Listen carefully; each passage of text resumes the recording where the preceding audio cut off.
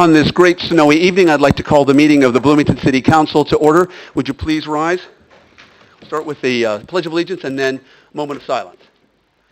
I pledge allegiance to the flag of the United States of America and to the republic for which it stands, one nation, under God, indivisible, with liberty and justice for all.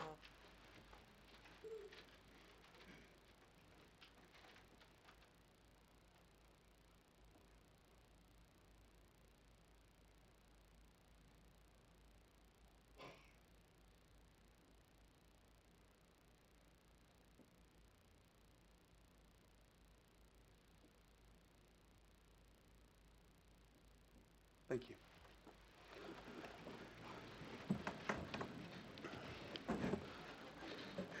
Madam Clerk, would you please call the roll? Alderman Sage. Alderman Milamwe. Here. Alderman Stearns. Here. Alderman Painter. Here. Alderman Schmidt. Here. Alderman Black. Alderman Fazzini. Alderman Fruin. Alderman Lauer. Here.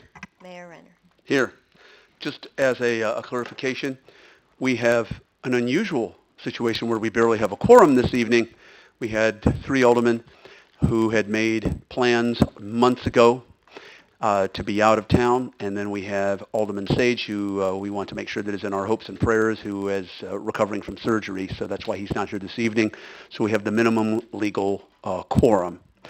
As we go forward, we're going to start out with public comment, and we're going to actually have quite a bit of this. This is general public comment, not related to the budget, and we have 5 people who are seeking to address the council. Given our really tight schedule, I'm going to have to be really draconian about the 3-minute rule. So I do want you to know that. You'll come up and please state your name and your address. I have the cards here, but we want you to state your name and address for the record. I'm going to start with Gary Lambert. Would you come forward, please? And again, just to clarify, the public hearing, you'll sign in if you want to address the council on the budget, and that'll be in just a few minutes. Mr. Lambert. Gary Lambert, 3018 East Oakland. On Wednesday evenings, quite often I watch a program called American Pickers. And that's about 2 gentlemen that run around the country in a van buying used goods. One of the fellows, named Frank, uses a concept called bundling. And I was reading through the packet here today, and to my surprise, I see that CSH currently owns and operates golf courses in Phoenix and Calgary. And I thought perhaps it might be nice if we could unload one of our money-losing golf courses in exchange for our agreeing to the new contract. I'm cheating just a little bit, but I'll promise to stay in the 3 minutes. I know these are hard times. We're all going to have to sacrifice. But in lieu of the flamingo at the zoo, I'd like to dedicate this to the city council, and perhaps they can plant it on the zoo in lieu of that. Thank you. Thank you very much, Mr. Lambert. Just so that everyone knows, our protocol is that we listen to you when you make the comments. We don't respond, right? Even if we like flamingos. So we'll move on to Mr. Bruce Meeks. And Mr. Meeks, you know the routine. If you come on forward, please. Thank you.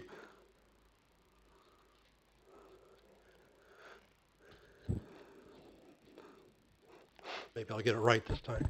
Bruce Meeks, 1402 Wright Street, Bloomington, Illinois. I'm not sure if this is going to be addressed as the meeting progresses, but unfortunately, public comment at the top of the list. And tonight's agenda, item 8, the public hearing. It doesn't match previous years' layouts, so to speak. It doesn't talk about the budget ordinance. I'm a little confused if tonight you will be voting on the budget ordinance or not. And I've talked to my alderman and a few of the other aldermen, and I don't think they're clear on that one way or the other. I hope you do not vote on a budget ordinance this evening. 1, the budget is not complete. It's not finalized. And 2, I will seek litigation. Now, I'm all for the item D related to the Hamilton Road. I'm glad we're finally, after I think decades of working that's maybe coming to fruition.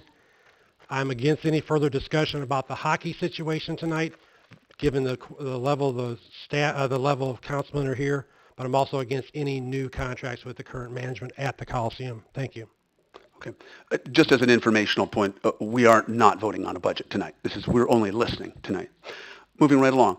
Another familiar face. Mr. Alton Franklin, please come forward and, again, state your name and address.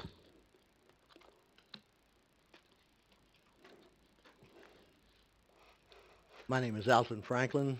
I live at 508 Patterson Drive here in Bloomington. A number of things came to my mind. I was fortunate enough to be at one of the budget hearings, but I'm not talking about the budget. I had the really great opportunity to speak with the new director of the BCPA, and I am pleased to say the least. Tickled pink is an expression you've heard me use before, and I really am, because there's times where I hear things and it makes me kind of lift the eyebrow and go, yeah, really? This was not one of them. I sensed that I was in the presence of a true fellow of the arts that really appreciated the necessity for certain business elements to incorporate themselves with the production of those things that we do at the Performing Arts Center. One of the things that's disturbed me over time is how much we put into that, and I understand that it's really to me it's right on the borderline of need and want. I really feel like the arts do something to lift spirits, to open your mind to new ways of thought, to let you enjoy the art forms that are available. And as I said, I was really pleased with the time that I got to spend with the gentlelady that I met then. On another point, I was also tickled pink again with the results of our last election. Not only did the people say, stop reaching into my pocket, but they said, you know what? We like to have a personal representative from our ward. We want to have somebody that represents us, and we don't want to dilute that. From my point of view, I didn't understand why it ever came about, to be honest. I don't know what the ulterior motives, if there were any, but needless to say, I think it's a great indicator and something that the council really needs to look at for future discussion and future consideration, is that the populace is waking up. And not only are they waking up, they're moving in a direction that I feel is very positive, in that they're looking at things in a measured way, intelligently, and making a choice that is appropriate for the decision that's placed in front of us. I really appreciate the opportunity to speak, and I will say thank you. Thank you. Wow, Alton with over 30 seconds to spare. Moving right along, we have another familiar face, Mr. Carl Woodward. Please come forward. As you know, or some of you, my name's Carl Woodward. I live at 3009 Thornwood. I'm going to be a little unprofessional tonight. How would I describe the city council and the prior council and the prior mayor? A four-letter word. You as a group are joke, J-O-K-E. Why is that? You've allowed the debt of this city, the pension funds, the health funds, and the infrastructure to equal or exceed $300 million. And I think Mr. Hales here, who was kind enough to sit down with me, would agree with that. And done nothing about it for 13 years. What's wrong with you people? Okay? I can't understand how you can go home. I know you're all smart. I know you all are here because you care. But your decisions are a joke. I manage a couple hundred businesses and advise, and you're a joke, joke. The local pantograph says we're going to be short $7 million in a couple of years and $15 million in a couple of years. That's without doing anything for infrastructure and pension. What are you folks going to do about it? If you can't be responsible for the current citizens, and especially the next generation, you need to get out of here and let someone else do it. You should be ashamed. And if anybody thinks I'm wrong, I'll sit down with them in a public forum or one-on-one, and we'll both issue it, and I'll try not to sound too intense. But you don't have a clue what you're doing as a crew. You just don't have a clue. Fortunately, we got a couple of people there who understand finances on the council. Judy Stearns does and Mr. Fazzini does. Okay? The rest of you should follow their lead because you don't have a frickin' idea what you're doing. You think I'm wrong? Call me. I'll sit down with you.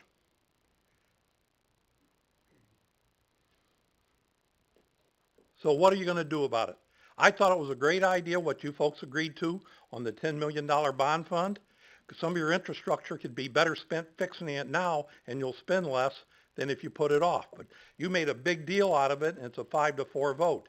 As far as I'm concerned, the 4 people are a joke. Mr. Hales' suggestion to raise the utility tax I think is outstanding. We're still competitive and you need to designate that money for the pension fund. But don't steal from the main fund and just use the city utility tax to pay for it. Because that's what I fear you'll do. You need to get this down. You know how much you owe? Figure out $300 million, folks. Over what period of time you want to catch that up? How many years?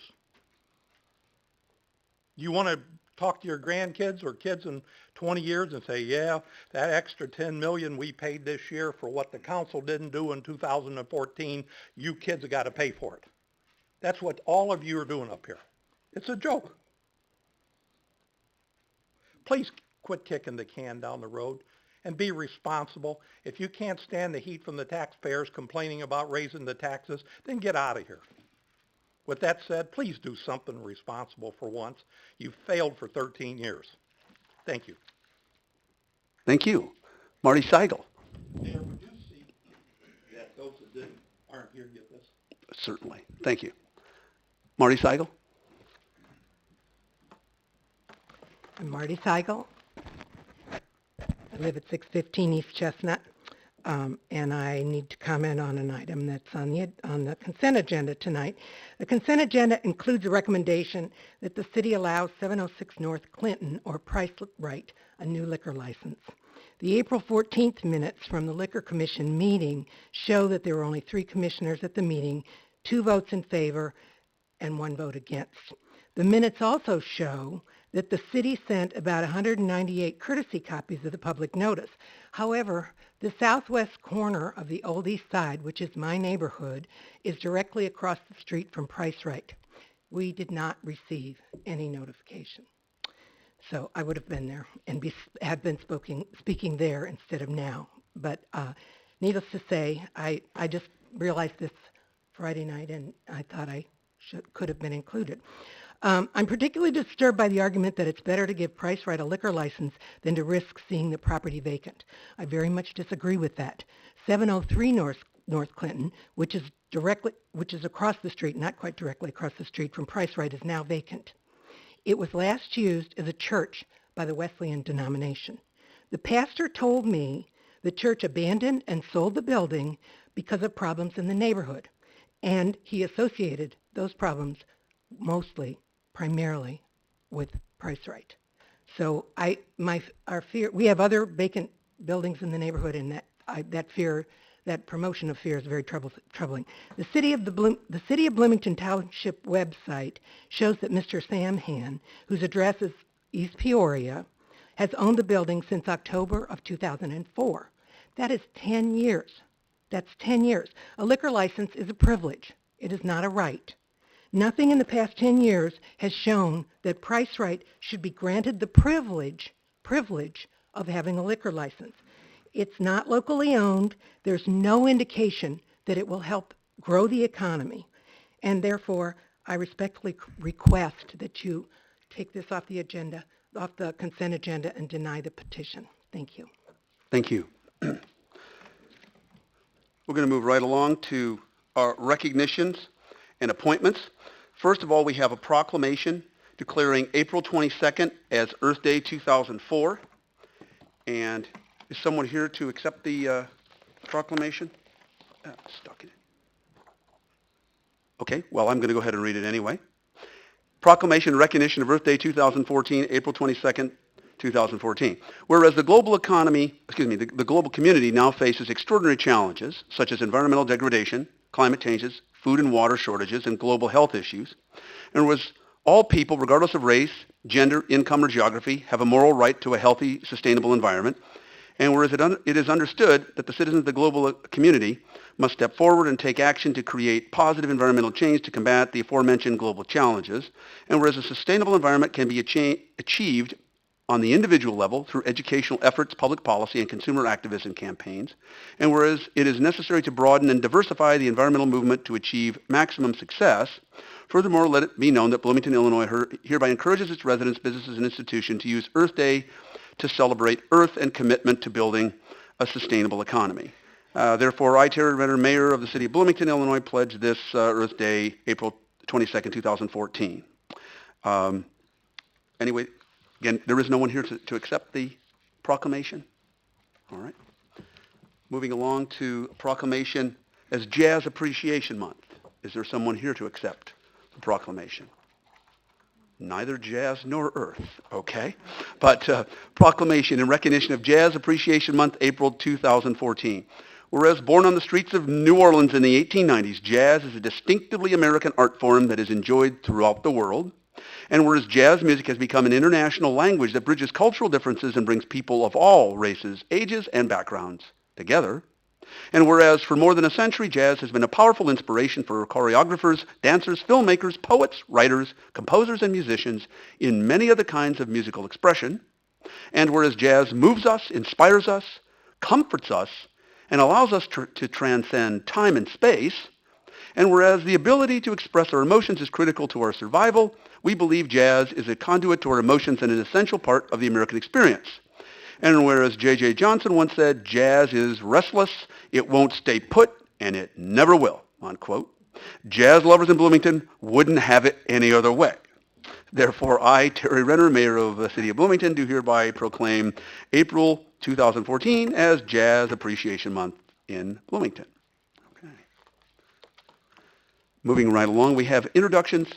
As I call your name, those of you who are on the list of appointments, to starting off with our sister cities, if you would please stand if you are here. Rich Sturl, Stephen Campbell, Robert Harrison. Okay? And you go ahead and remain standing. I may as well give you a little exercise there, Steve. Under the Board of Fire and Police Commissioners, Delos Messinger, William Whitty, John Rich, David Penn, Library Board Trustee Brittany Cornell, Whitney Thomas, Monica Brigham, Planning Commission Kevin Seiss, and Cultural District Commission Dave Howman, Historic Preservation Commission Levi Sturgeon, and Human Relations Commission Dante Latson and Gary Hoover.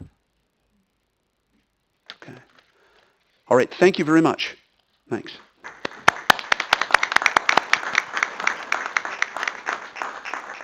Now we move right along to the consent agenda. Are there any items from the consent agenda that any of our council members would like to see removed? Alderwoman Schmidt. I'd like to pull O and P. Item 7, O and P. Yes. Alderwoman Stearns. I'd like to pull 7R, please. 7R. Alderman Lauer. Yes, 7G, 7K, and 7Z. I've just got some small questions 7G, Yes. K, and which? I'm sorry? and Z. And Z. All right. Okay. Now, is there a motion to approve the consent agenda minus the items that were pulled? I'll make that motion. Is there a second? Second. Moved by Alderman Schmidt, second by Alderwoman Stearns. Any discussion on the remaining items? Seeing none, I guess we will go ahead and vote. Well, we were doing it by voice vote. Is that correct? We can do it electronically. Actually, it's Alderman Fruin who typically wants us to do it by voice vote. Okay. That's right. Okay. Okay.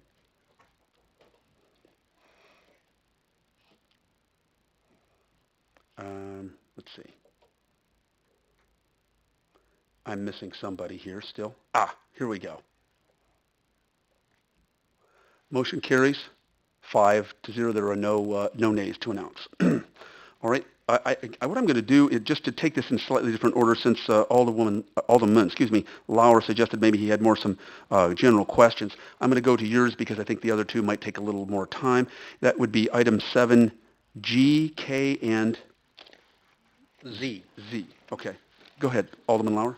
Okay, on G, we're talking about the SEDCO interceptor microwave detection for our, I believe it's intersection, and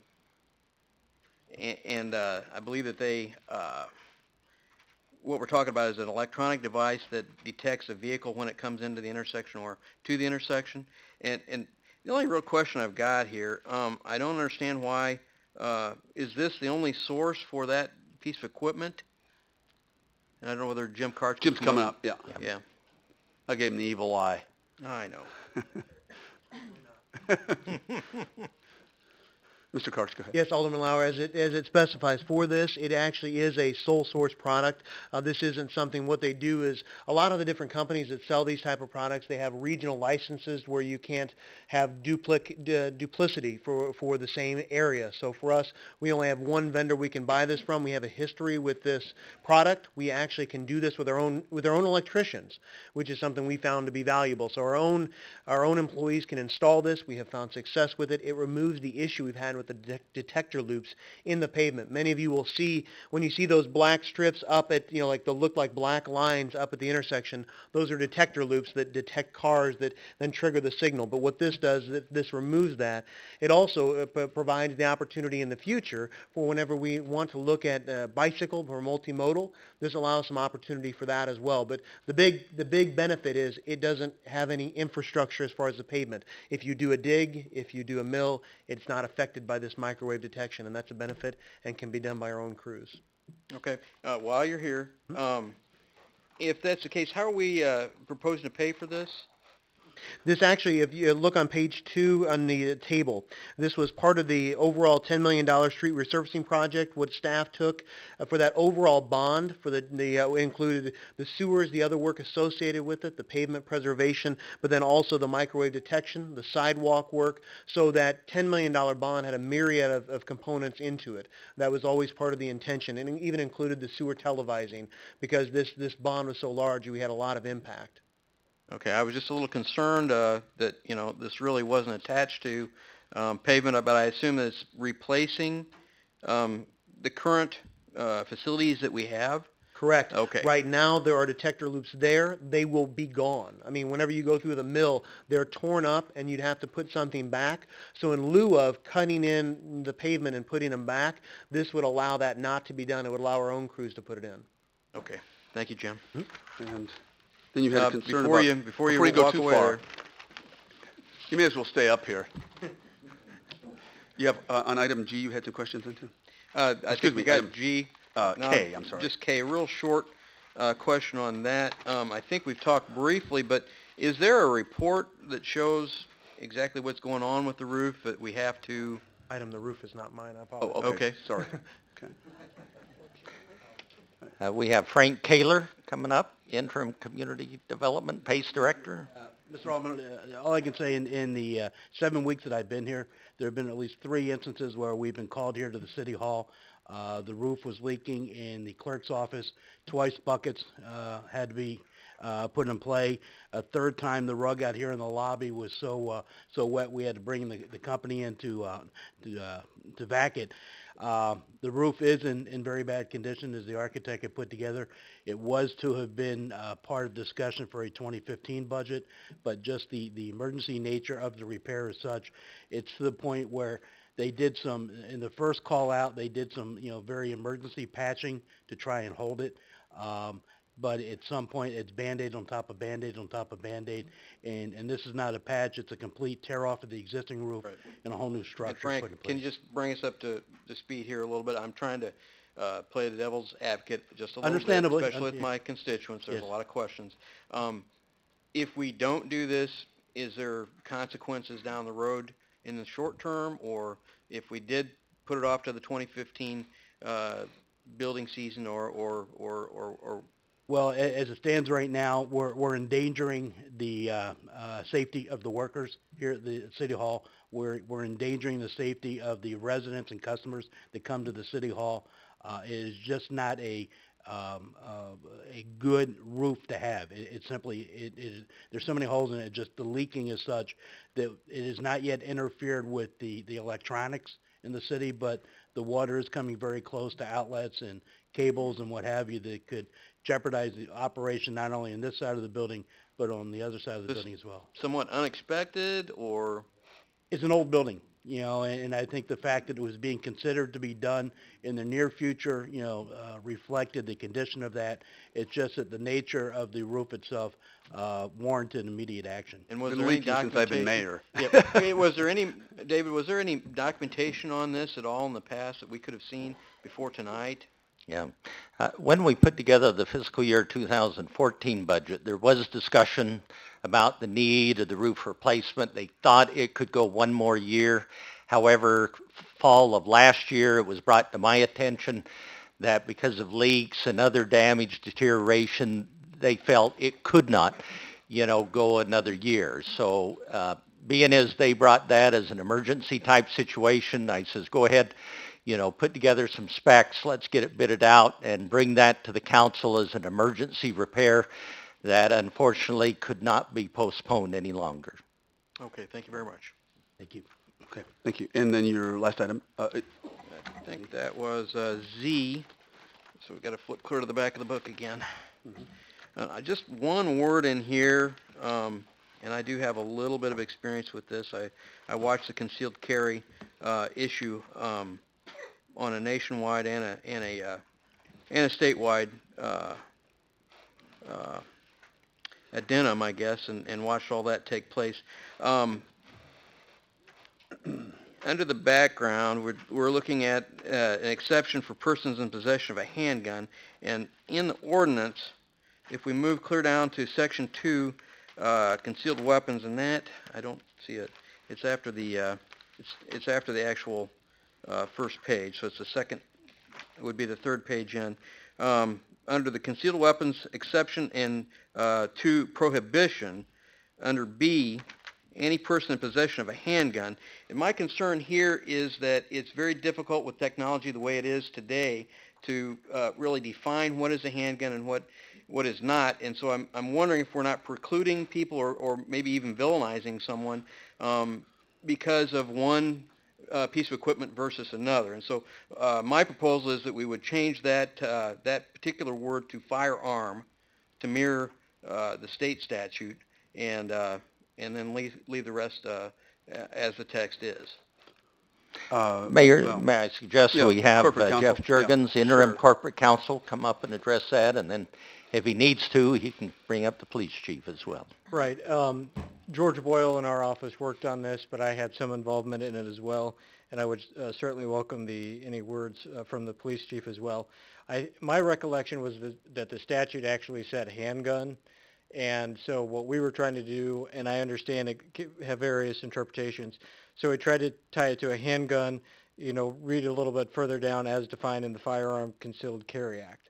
So that was our thought, was because we didn't want to just put a weapon, because we didn't want somebody thinking that they could have a stun gun or a switchblade concealed, right. And then, that because they have a concealed carry permit, that allows them to conceal a switchblade or something.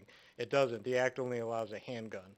But I'll defer to the chief as well. And that's defined too in the concealed. It is? Yeah, Okay. That's consistent. Okay. And so if that would get changed in the state statute at some point, which I think there is a proposal for that, we could look at that again? Certainly. We could update the ordinance and make sure it's still in compliance with the statute. Okay, very good. Thanks, guys. Okay. Good. Is there then a motion to approve these items? I'd like to make the motion to approve the items as stated. Okay. Moved by Alderman Lauer. Is there a second? I'll second. Moved by Alderwoman Schmidt. And then we'll go ahead and vote on those 3 items that were pulled from consent. And just to clarify for the audience, there are some items tonight that require a majority of the council, not of the people present, and this is one of them. Any of the consent agenda items require 5 votes, so they have to be unanimous or they don't pass. and this is one of them. Well, we're through on this one, 5-0. Thank you. Oops. Okay. Now, moving right along, excuse me, I'm going back to the other items that were pulled. I believe Alderwoman Schmidt, I will turn to you first, and then Alderwoman Stearns. You wanted to pull items O and P, That's me, yeah. correct? R is I'm Peter. sorry, Alderwoman Schmidt first. Yeah, Items O and P. right. So I asked to pull items O and P. These have to do with our agreement with the McLean County, the McLean County Animal Shelter and Warden Services. We received some questions, some recommendations that come from animal advocate groups here in town, as well as a young woman who is studying outside of the community but had a number of questions about fines and just basically the procedural questions really about the animal shelter. And I know that those questions were passed on to the folks who run the shelter, and they haven't had an opportunity to respond and to enter into any kind of dialogue with that. So I just would simply like to make a motion to hold this over into the April 28th meeting. Is there a second? Second. Second by Alderwoman Stearns. Any further discussion? Seeing none, go ahead. And, whoops, oh, I'm sorry. I meant to clear results. That was my fault. There we go. Sorry. No. Don't know what happened, but no. All right. Yes. Okay, there it is. Okay. Okay, the motion carries 5-0. All right, so there are no nays to report. We move on to Alderwoman Alderwoman Stearns. You wanted to pull item 7R? Right. Well, this is concerning the liquor license for Price Right Food at 706 North Clinton, the one that neighborhood resident and advocate Marty Siegel spoke about. We have received many emails over the weekend, calls.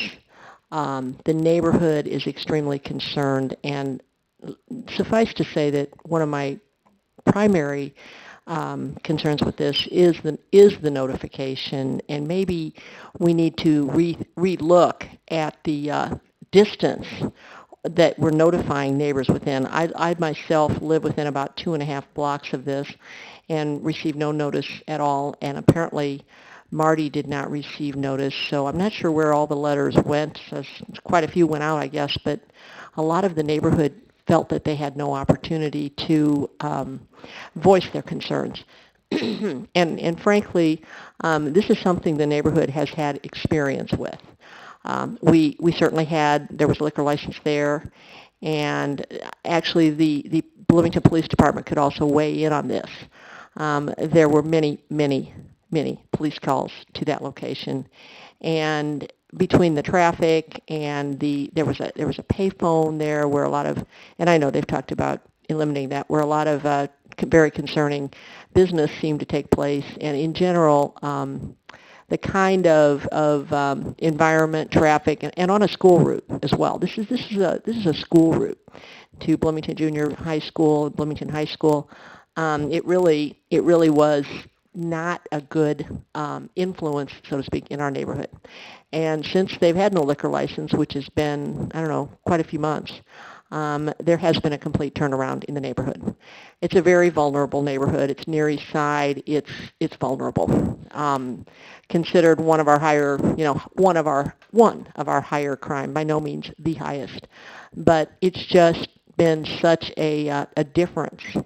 And with that in mind, and with the fact that the neighborhood was not able to really weigh in as they would have liked, I would like to recommend that we deny this application for a new liquor license. And also, I failed to mention that there's some $700,000 in, I believe, sales tax. Am I correct, Mayor? Is it sales? Yeah, I'll clarify that. Okay, Yeah, the debt. About some of the issues. There is a huge amount owed. And frankly, it's hard to imagine ever really catching up and all that sort of thing. I'm just really disappointed to see this come back at this point in time, and the neighborhood I know would greatly appreciate council's denial of this application. Is there a second to this motion? Second. Second by Alderman Lauer. Just in terms of a clarification, the Liquor Commission, I think someone had said that there were only 3 liquor commissioners present. There are only 3 liquor commissioners. So we did have everyone there who was present. This has been something that has come back and forth to the Liquor Commission. The thing that we were advised by legal counsel, and Mr. Boyle's not here, but Mr. Juergens is here, and he perhaps can clarify that, is the state had removed the hold because there was a payment plan. That was what was instituted. So the Liquor Commission, as a sort of regulatory judicial kind of body in making recommendations to the council, we felt like we could not use that because the state had removed the liquor license hold. The number of people who in 3 months had come forward in the community, there were 3 in favor and 3 against. So there wasn't any obvious information from us as liquor commissioners. Now again, the people that I've talked to Alderwoman Stearns, and I've talked to Marty and others in the community. I had the sense that that was the case. And as Alderwoman Stearns suggests, we may need to change our ordinance, because if we're only notifying people within 500 feet, apparently that's probably not good enough. At the very least, we should have had more open testimony from those in the immediate area. So that was the situation. The Liquor Commission was definitely divided. We were definitely concerned. We had many other concerns. So that's kind of the backdrop on this. Now, anybody else want to speak to this before we call for a vote? I'm sorry, we aren't allowed to take any testimony from the public or from the owner of this. That was done at the Liquor Commission. So I'm sorry, we had the owner of Price Right who asked to speak. And just I've been advised by legal counsel, we took the testimony at the Liquor Commission, and that's what we're going to have to rely on. Now we as elected officials, in a sense, have to make the political policy decision based on that. Alderwoman Stearns. I'd like to make the motion that... I think you already have made Okay. the motion. I wasn't sure that was... Alderman Lauer, there is a motion on the floor to deny Price Right's liquor license. Is there anyone else who wants to speak before we vote on this? And this is something that does not require a unanimous vote. This is just a majority of those present. Okay. The vote would, if you vote in support of this, it is a motion to deny. So an aye vote is a motion to deny this request, because this was pulled from the consent agenda as a positive recommendation. The motion is in a sense, a negative recommendation. So an aye vote is no. A no vote is that we're defeating this motion, and then that doesn't grant them the liquor license. We'd have to come back to that if this motion fails.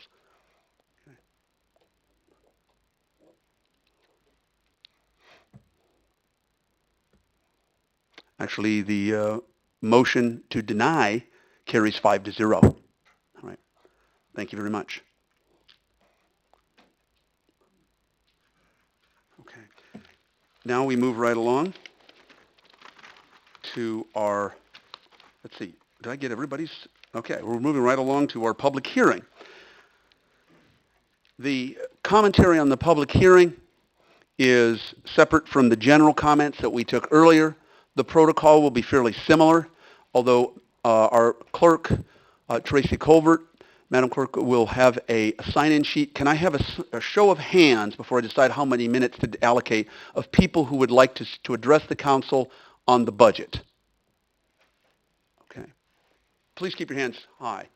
1, 2, 3, 4, 5, 6 people, 7. All right. And so if do we want to have, you'll come, or is the sign-up sheet already there? As you come up, go ahead and sign in. Again, can I see the hands again if I miss you? All right. We're going to start out with Alton Franklin. And everybody will have 3 minutes, kind of our standard. We don't have as many as perhaps I might have thought. Thank you, Alton.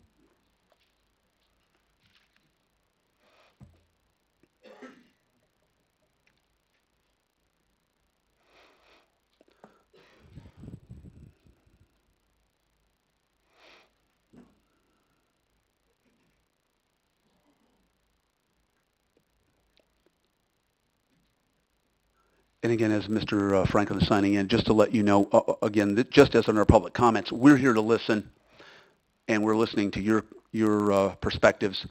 We're not engaging, or we're not having a council debate tonight. We're listening. Mr. Franklin, thank you. Thank you, sir. Again, I'm Alton Franklin. I live at 508 Patterson Drive here in Bloomington.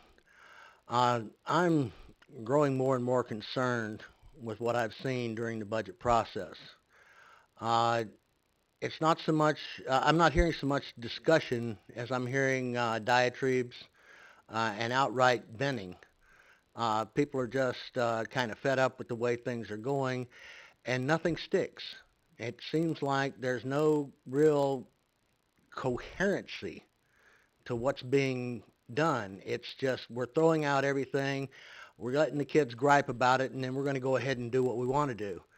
As I mentioned before, the citizens of Bloomington are starting to warm up. I don't know whether it's the time of year or whether we've reached a point where it's hurts enough that we're going to holler. Simple point in fact, in the discussions that I heard at the budget town hall meeting that Alderwoman Stearns and Alderman Lauer had, I heard some good things, but it's still just vague, very tenuous, very non-committal. And simple thing is I mentioned that there was a place where I worked that I thought they had the greatest way of doing the budget. And that is they went to every department and they didn't say, how much money do you need? They said, what is it that you need? How much does it cost? And why are we doing that? It gives you the opportunity to set your priorities, to make a genuine, honest determination of just how important something is to the folks who are there. And as was mentioned before by some other folks, we're still in hard times. And so we don't need some kind of sword of Damocles hanging over our head, wondering whether or not there's going to be some kind of incredible tax bump. Just as a note in passing, I'm somewhat inclined to swim upstream at times. I am behind Carl and Mayor Renner in that I believe that the utility tax is a good thing, provided that it is, as it was espoused to be when it originally came out, dedicated to bringing down the shortfall in our pension fund. There are a number of other very good points that have been brought up by some of the councilmen. There's some that have been introduced by some of the citizens. And I just hope that somebody will pay attention and we've reached a point to where we can start taking some structured action, get methodical with this, make a determination, what is important, how much does it cost, and work it like adults from there. Thank you. Thank you. And I believe Ron Schultz, I believe you had your hand. And I don't necessarily remember everybody's name, so I'll after a couple of people who I do know, I'll be asking who you were. Do you need my address? Yes. Ron We need you to sign in, Ron. We know you, but we do need you to sign in for the public record. Thank you. I think we all know your address, too, by now, Ron. 1208 East Oakland, right? Yeah. Thank you. I watched with interest this budget sparring, or whatever you want to call it, and I'm convinced that the council is resolute in trying to solve the problems that the city faces with the budget.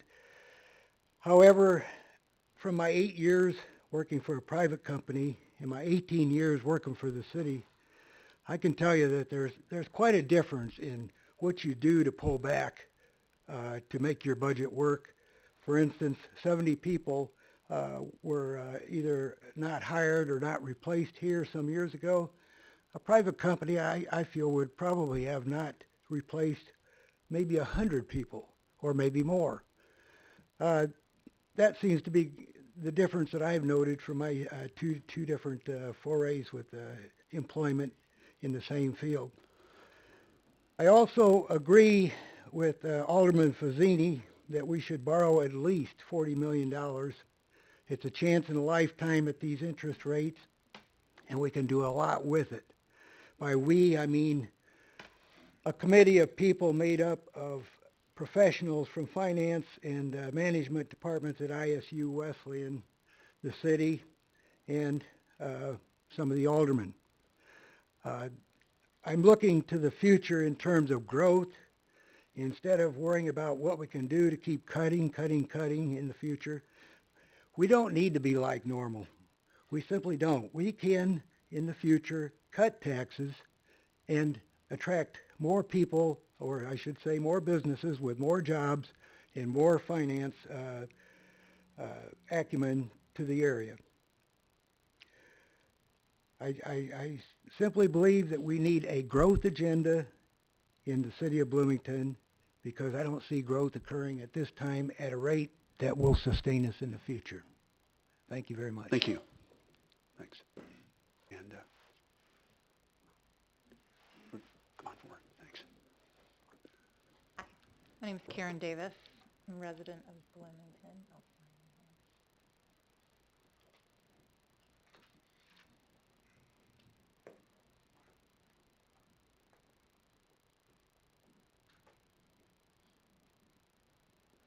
Thank you, Karen. Thank you. My name is Karen Davis. I live at 57 White Place in Bloomington, Illinois. I am a longtime resident, parent, and for the past 5 years, small business owner here in Bloomington, as well as being a member of Bike Blono. A couple of those roles have kind of derailed me in the past couple of days from being able to prepare anything for tonight, so forgive me if I read a little bit, particularly that parent and small business owner thing. Kind of took a little time over the weekend, so. I live on the Constitution Trail. My business is on the Constitution Trail, and I believe that the success of my business and that of others near me is directly correlated to the trail and the community that we are able to build there. As a small business owner, I completely understand that you guys are in a very difficult situation right now with some really hard choices to make. I don't claim to have all the answers, and some of the others have spoken very eloquently and sound like they have a lot more research behind them than maybe I do. But I really get nervous and become concerned when I hear more and more conversations from folks and statements from folks that seem to attempt to influence strict choices that you all have to make. A lot of the conversation I've heard seems to focus on an either-or instead of working towards a balance. That not only takes into account essential services, but a balance that takes into account the quality of life issues as well. I believe that finding a multi-year solution with balance is what does and will make this not just a community where people have to live because of their jobs and employment, but a community where they want to and choose to live. And because of the trail and the many other quality of life amenities that attract businesses as well as residents here. Thank you. Thank you. Phyllis, first take.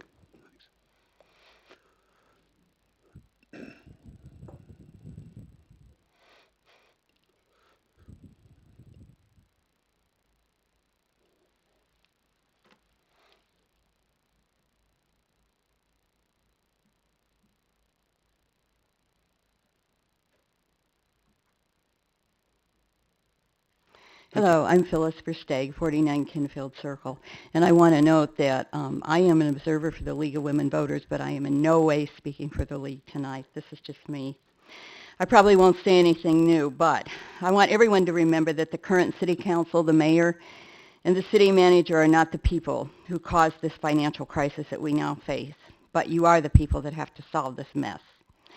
You can make a lot more small cuts in expenditures, but there is no way that you can cut enough to balance this huge budget deficit. I believe Mayor Renner said that 75 city positions have been cut in the past few years. Please do not think about cutting anymore. Many employees in Bloomington are now doing more than one job.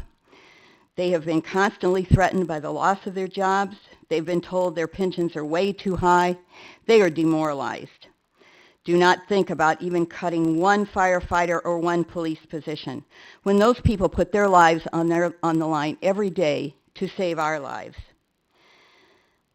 We didn't choose to pay the amount that they have in their pensions, but we have to figure out a way to pay our share.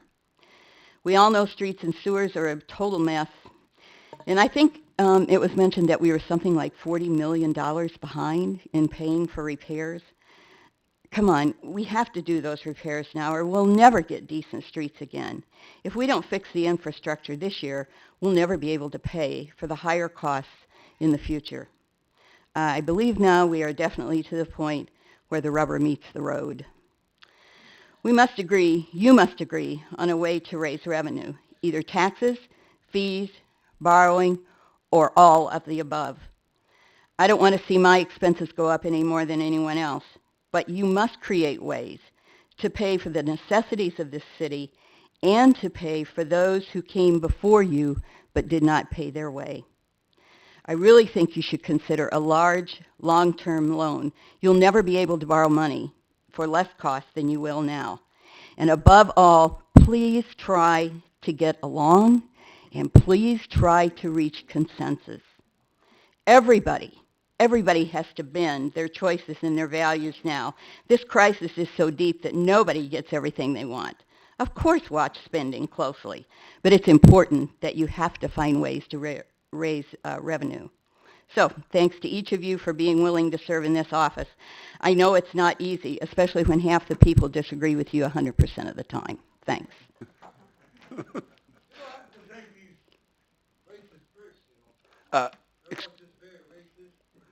Excuse me, sir. I'm going to have to ask. I don't want to have to make you leave. I'm sorry. I'm sorry. Me to go out of business, and that's all they want to do. That's all they want to do, just make me go out of business and not feed my family. Can we? Who else wanted to speak? Let's see. Actually, this gentleman here and this lady here in that order. And was there somebody in the back? Oh, Marty. Okay. I'm sorry. Bruce Meeks too. Okay, so I think we had 8 maybe as opposed to 7. Again, please sign in. Thank you very much.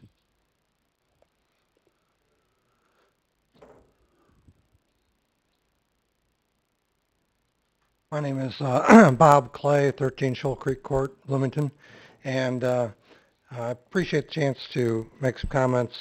When I looked at the budget that was on the website a month or so ago, and I'm not sure how many changes have been made to that, but the proposed budget anyway, and looked at the total general fund, it looked like it was, and compared that to 2013's total actual spending, the 2015 budget was up 12%, if my calculations were correct. And I just want to say I don't think we can continue to grow at almost 6% a year in our budget from the city when the private sector is only maybe growing 1.5 to 2% a year. Eventually, you run out of private people to pay for your bills. The other thing I want people to realize is that I looked at my electric bill, since we're talking about raising city franchise fees or tax on utilities, and I want everybody to know that on my bill, I already pay a city-town tax, a franchise tax, an Illinois state utility tax, and ICC regulatory tax on my electric bill. So it's not we're going up just 2.5% to 5%, but I'm already paying 8.4% on my electric bills. I want everybody to realize that, and that's going to cost not only me, but the people who your gas stations that use electric pumps to pump the gas. They're going to have to raise their gas prices to pay for extra cost to run on electricity. The grocery stores that the refrigerators and freezers that use electricity, they're going to have to raise their prices too, and that's going to affect everybody. It's not just a tax on your home utilities. It's going to go throughout the economy. So just want everybody aware of that. Appreciate the chance to make a comment. Thank you. Thank you. And this woman over here. Thank you.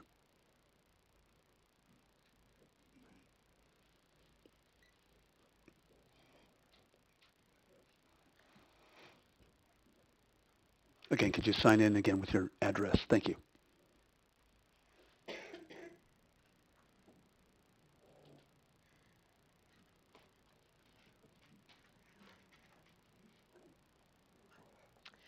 My name is Elizabeth Gruber. I live at 502 West Locust, the corner of Lee and Locust.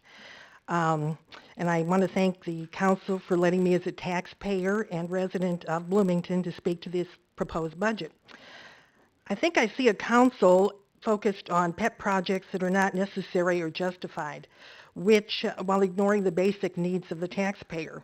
And I include Normal even more than Bloomington, this, where I also own property. The citizens voted down the Coliseum, and I realize you were not involved in that, but we've got it.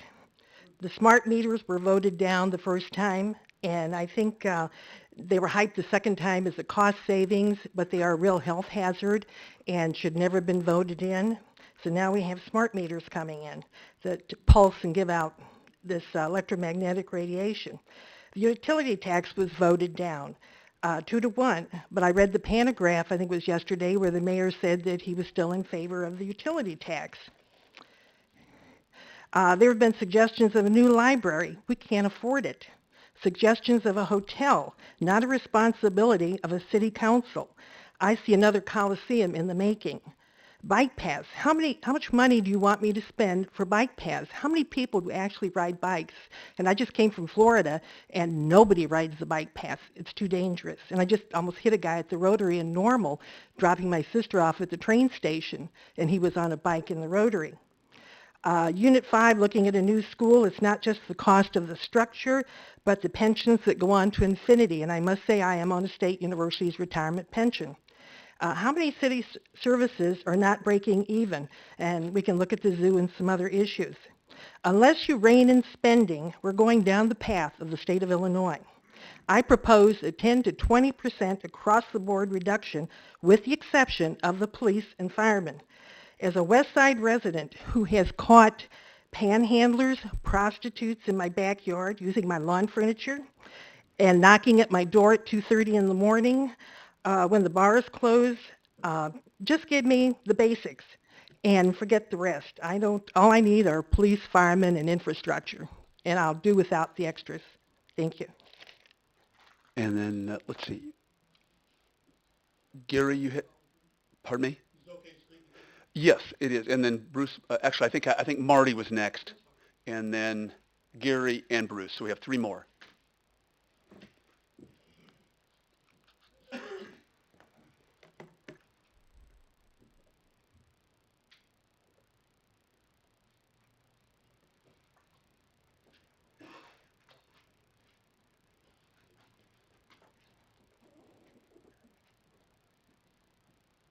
I'm Marty Seigel, 615 East Chestnut, Bloomington.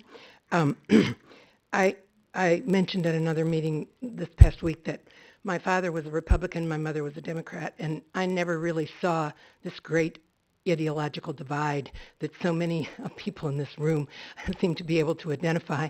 And I see things both ways.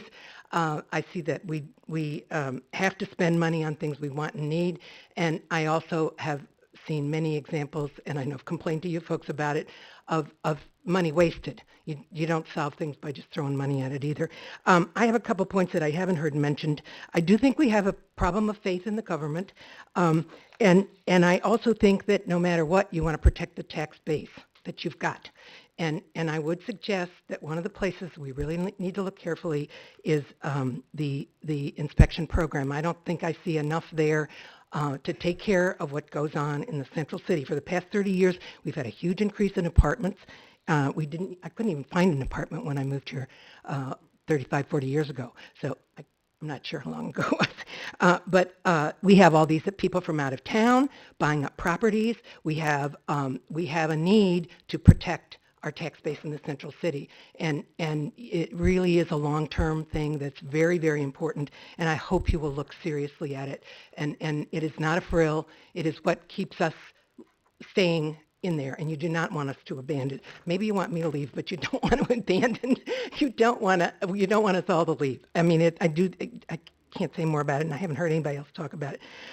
Also, I do see here a problem. I would like to make a generalization and not point to specific things because I think we get so hooked on that. I do have one. I'm lying to you. I have one. I think I see an interest in when I come to council meetings, and you know I come to a few now. I stream them, and you don't see me as often. But I see an interest focus on buildings and things and I don't hear as much as I think I should be hearing about programs. What programs do we want? What is the goal of the program? And I think it's important to remember that the city government is not exactly the same as a business. Everything should not pay for itself. I'm disturbed by the number of times I hear revenue stream. Are we going to get a revenue stream out of this? If it's something that we really ought to have, then we ought to find a way to pay for it. We need it. We should have it. It enhances the city, and we shouldn't throw excess money at it just because we want it, just because somebody walks in and says, well, you should do it better this way. And I really do see an awful lot of waste. But if we need the program, we should have the program. On that note, what has bothered me quite a bit is here we've reduced all this staff. But over the years, we have accumulated an awful lot of buildings. And I think it's time, frankly, for a hard look at how many buildings there are and how many you can afford. And I would really suggest that you take a very hard look at what buildings you have. And I see buildings that we spend money to fix up the buildings, but we don't have the money to put a program in it or put the people in it. And I've seen more than once not starting with the program. We start with the building and think we're going to have people working in it for free. Oh, shoot, I'm sorry. Okay, that's basically it. Okay, thank All you, right, Marty. wasn't as prepared. And Gary? I promise to be quick. We do need you to sign in even though we know you. Yeah. Gary Lambert, 3018 East Oakland. I just had to be a contrary voice to some of the people saying they wanted to borrow the money. If we could trust the people in control of the money, I would not disagree with that. But over time, politicians at all levels have proven that it's too easy to say yes. We saw it 1 year ago when we suddenly found the $600,000 for a park. Or if you're in a negotiating position and you got a pot of money sitting there, it's awfully easy to give in and say yes. If you don't have it, it makes it much more difficult to spend. So I'd be strongly opposed to borrowing that money. You'll eat up your interest savings very quick in wasteful spending. Thank you. Thank you. And last but not least, then, Mr. Meeks can come up.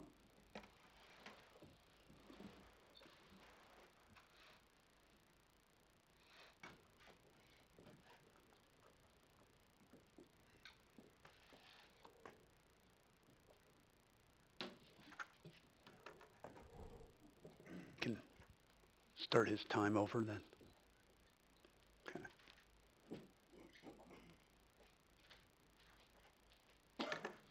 Good evening, Council. I'm the type of person that looks at a glass and it's got water halfway up. It's not half full or half empty. I look at it as it's got half air and half water. That kind of puts me in the realm of being nonpartisan. I believe our council needs to kind of look at that a little bit more and move away from some of the partisan politics. I also believe a lot of the other speakers have said that we need to look at a balanced approach on this situation. And I would not even be against that maybe the council consider a temporary ordinance for funding for about 30 days to really work on this, what I consider one of the most pivotal years financially we have in front of us. It's unfortunate that some of the things I thought were going to happen going back to 2011, that we were going to have more citizen engagement during the budget process. If I was an advocate with a nonprofit organization that scored you on that, you would get a D, unfortunately. Now, on the balance of revenue, I took the 2012 population from the U.S. Census and the specific local taxes reported to the Comptroller's Office for the Department of Revenue. In 2012, we were the highest local tax revenue generating city compared to Town of Normal, Champaign, Urbana, Peoria, Springfield, and Joliet. We were $676.59 on local taxes divided by the population estimate from the U.S. Census. The next highest was Joliet. I find that disturbing to that figure. One thing we hear about the utility tax. I've gone to the Mayor Renner's wonderful open houses, and he started talking about the utility tax June, July. I'm not sure when it started coming up. Unfortunately, I'm of the opinion from what I read from the Department of Revenue that we missed that opportunity for this fiscal year. We would have had to file with the Department of Revenue by April 1st, from what I understand, and nobody from the council or staff has corrected me on this, and I love being corrected if I'm wrong. But we missed the opportunity to file the ordinance for the utility tax to collect starting July 1 of this year. If that is passed by this council, it will not be able to be filed till late December. You will not start seeing any utility tax money till January 1 of next year. That's not really filling the gap very well because we missed the deadlines. I feel the amusement tax is also not a solution, and I do not feel, and we also missed the opportunity in November, December. If you needed more revenue, you grab that third rail and raise those property taxes, because that would have been probably the most equitable thing to do for all incomes that we have in the city. I wish the spreadsheet that's been moving around between this council and the staff, I wish it would have been available tonight to those of us that are citizens. It was not on the table. I know we can probably pick it up from the city clerk. But I really would urge you to think about a temporary spending ordinance so these other people can come back and be available to talk about it. Thank you. Thank you. And we're going to move right along now to our regular agenda. The public hearing is therefore closed. And we move to item 9A. Actually, item 9A, B, and C are all interrelated. And I'm going to turn this over to our city manager, but just to clarify, these agreements will need all 5 votes on the council in order to pass. We need a majority on the council for this and for the item 9D, which is the Tiger Grant. So if I could turn this over to Mr. Hales. Arguably, just a majority of the council on this first amendment. Oh, the first, I'm sorry. It's not creating any new liability. Oh, so 9A we do not need, we just need a majority on that amendment. I apologize. It's the, it's at 9B. 9C is what we need to have, we have to have 5 votes for. Again, just to everyone, I was corrected by legal counsel. 9A and B can be by a majority of those present. It's 9C that will need all 5 and 9D that will need all 5, correct? Okay. Thank you. Mr. Hales. Mayor and council members, we're bringing before you tonight a First Amendment to a Development and Management Agreement. The agreement is between the Central Illinois Arena Management, Inc. and the City of Bloomington. This agreement was entered into many years ago, and tonight we have a very specific amendment, and that is to modify this particular agreement so that basically it will state that sporting events is what we look to Central Illinois Arena Management to provide to the Coliseum. The existing language makes reference to professional teams, and as we've kind of shared with you in the past, we've certainly grown to understand that many of these minor professional teams, such as hockey, have been very, very, I guess, unprofitable. Not only have we continued to run into owners who did not have financial wherewithal to provide for the budgets and the needs of these teams year after year, but also what we found too is that many of these owners did not have that management expertise. Tonight, on the regular agenda, we have a proposed license agreement for amateur hockey. We think that is a great opportunity, and we have been in discussions for a couple of years, especially Siam, with the new team owners. And in order to just dispel any particular question or concern about the existing language, we're recommending tonight that you approve this First Amendment to the Development and Management Agreement as specified, and would be happy to answer any questions you might have on the amendment. Questions by council members? Alderman Milawamwe and then Alderwoman Stearns. Sure. Okay, David. So I'm taking a look at the last line of the background here, and it talks about 50 franchises, similar sporting events on an annual basis. So how does that impact the other teams that we have at the Coliseum? Does that include all of those teams as well, or is it just for hockey? No, this is all inclusive of all Inclusive? sporting events. Yeah. Okay. So hockey, indoor football, basketball, and other unnamed sporting events could make up that 50 home dates. Okay. I see. Okay. Alderwoman Stearns and Alderman Lauer. My concern is about the legalities of this agreement. And my first question is, we're looking at approving an amendment, obviously. And I did speak with our legal counsel, Mr. Juergens, earlier about this. Now, my question is this. How does this affect the rest of the contract in terms of, you know, are we basically saying at this point in time that the contract itself, that contract negotiated, 7, 8 years ago, I believe, has not been basically adhered to? Or are we not making any judgment at all? Are we just saying, here's an amendment, and how does that change the entire contract as a whole?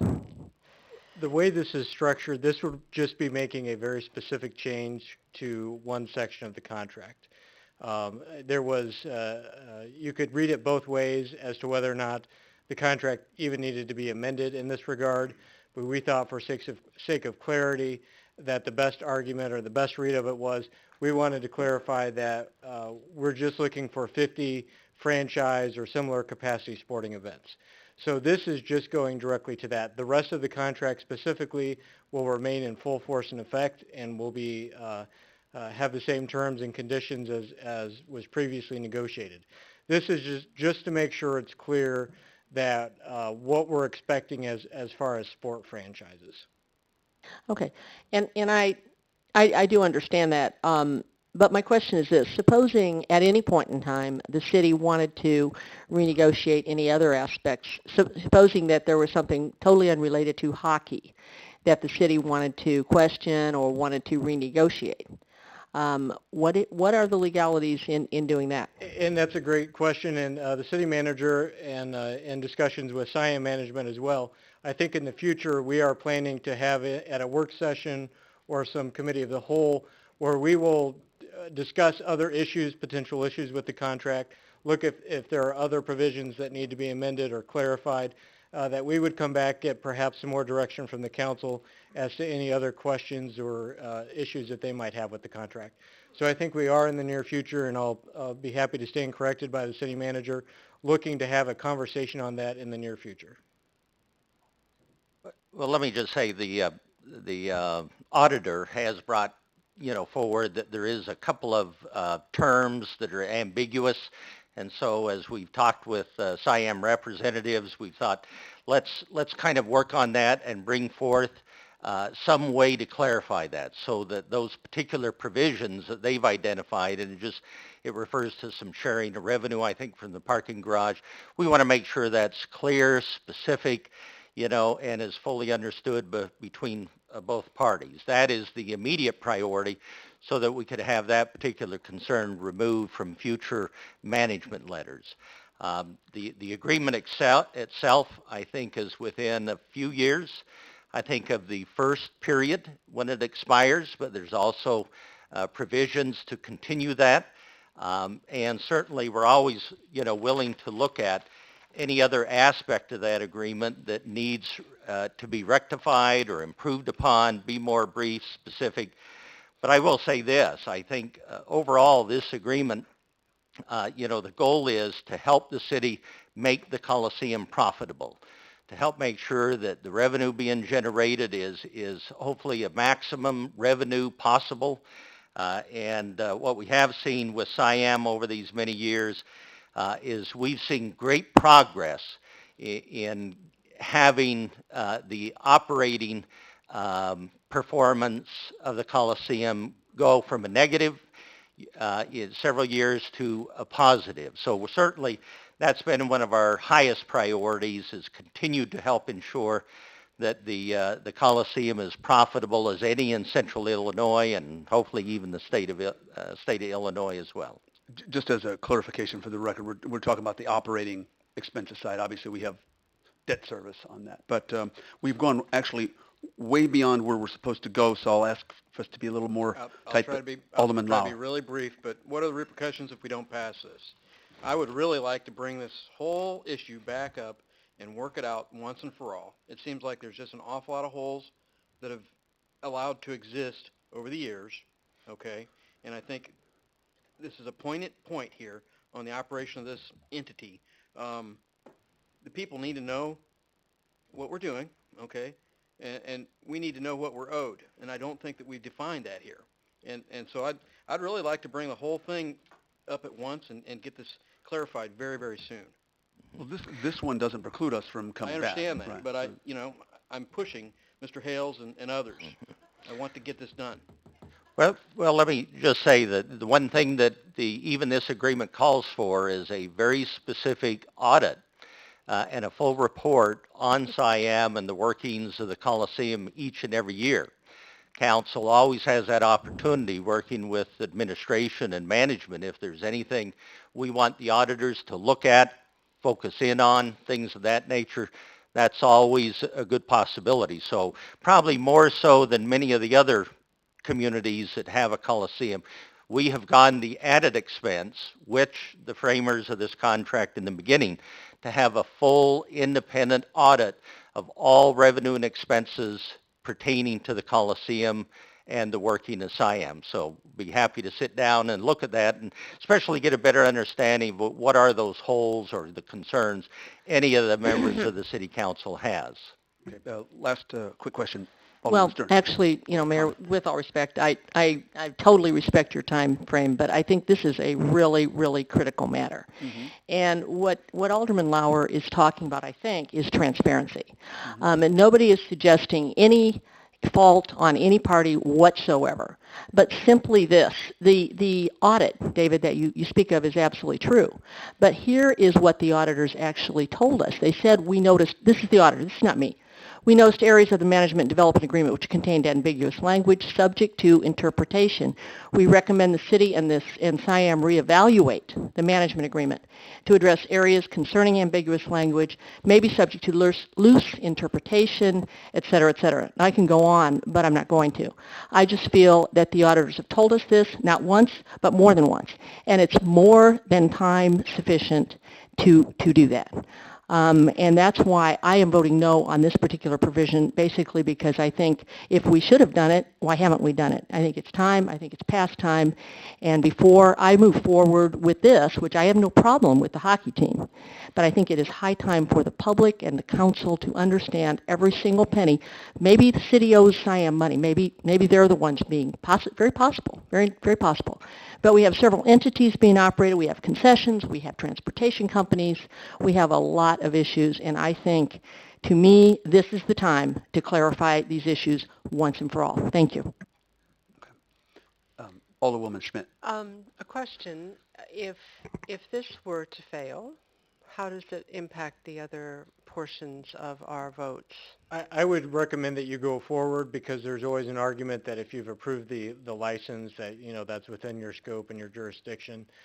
We just as we come up with these issues and we looked at this, we felt this was one provision that we would like to see clarified just so that there was absolutely no argument about it.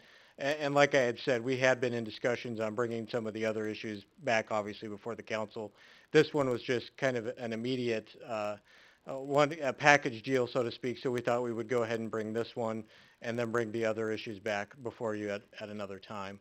But I would say if this does not pass, I would still recommend you go forward with the additional action items on the agenda related to the hockey license, and that this could just be part of cleanup at a later date as well. Okay. All righty. I think at this point, we don't have a motion? Okay, I should have insisted on that. Excuse me. Is there a motion to approve this, item 9A? Is there even a motion? So moved. Alderman Milawambwe, is there a second? Second. Second by Alderwoman Painter. Okay. So just to clarify, a yes vote would be to approve this amendment to the agreement. Okay. It doesn't preclude us from coming back and doing anything else. Okay.